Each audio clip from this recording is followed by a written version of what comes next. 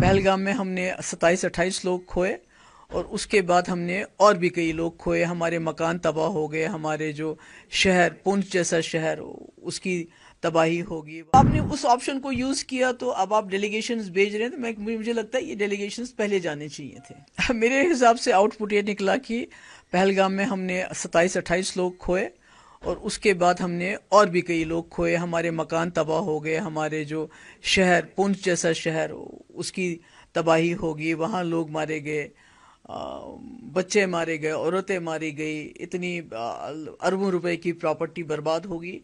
اور جو ملیٹنٹ اس میں جو انوالو تھے پہلگام اس میں، تو وہ تو ابھی تک وہ پکڑے نہیں گئے. تو اب حاصل ہوا تو کیا ہوا؟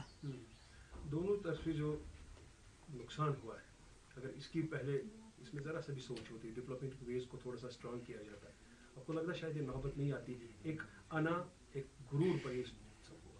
میں سمجھتی ہوں کہ جو آج کر رہی ہے گورنمنٹ آف انڈیا، جو ڈیلیگیشنز بھیج رہی ہے مختلف ملکوں کے اندر، یہ شاید تب کرنا چاہیے تھا تاکہ بتایا جائے لوگوں کو کہ ہمارے ساتھ کیا ہوا ہے، ملک کے ساتھ کیا ہوا ہے، اور ہمیں کیا کرنا چاہیے. جب آپ سب کچھ کر سکے، آپ نے لاسٹ آپشن، مطلب جنگ اب آخری آپشن بھی نہیں ہے اس وقت کے ماحول میں جب آپ نیوکلیئر پاور ہو. تو اب آپ نے اس آپشن کو یوز کیا تو اب آپ ڈیلیگیشنز بھیج رہے ہیں، تو مجھے لگتا ہے یہ ڈیلیگیشنز پہلے جانے چاہیے تھے.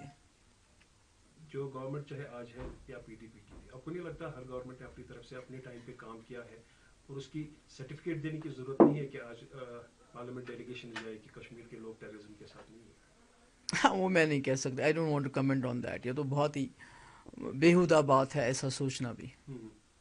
تو ریہیبلیٹیشن پروسیس کی اگر بات کریں گے، کیا وہ صحیح ٹائم پہ اس وقت ہو رہا ہے؟ نہیں ہو رہا ہے. تبھی مجھے آج پریس کانفرنس بھی بلانی پڑی. اگر آپ پونچھ کو دیکھو گے، ٹنگڈار دیکھو گے، اوڑی دیکھو گے، تو ابھی بھی کئی لوگ ایسے ہی بیچارے جن کا کوئی نہیں ہے، پرسان حال نہیں ہے.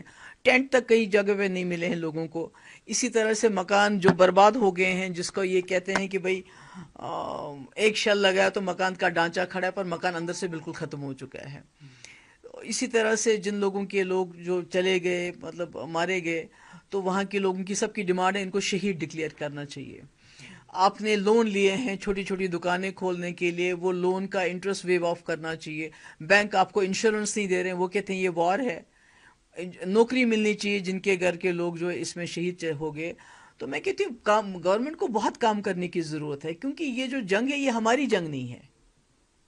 یہ دو ملکوں کے آپس میں سمجھ لیجئے، یہ جو چیز پولیٹیکل انٹرونشن سے سلجھ سکتی ہے، ڈپلومیسی سے سلجھ سکتی ہے، وہ کوئی کہتا ہے جہاں آپ کو چھوٹے چاقو کی ضرورت ہے وہاں آپ تلوار اٹھائیے آپ لوگوں نے. تو اس کے بعد حاصل کیا ہوا؟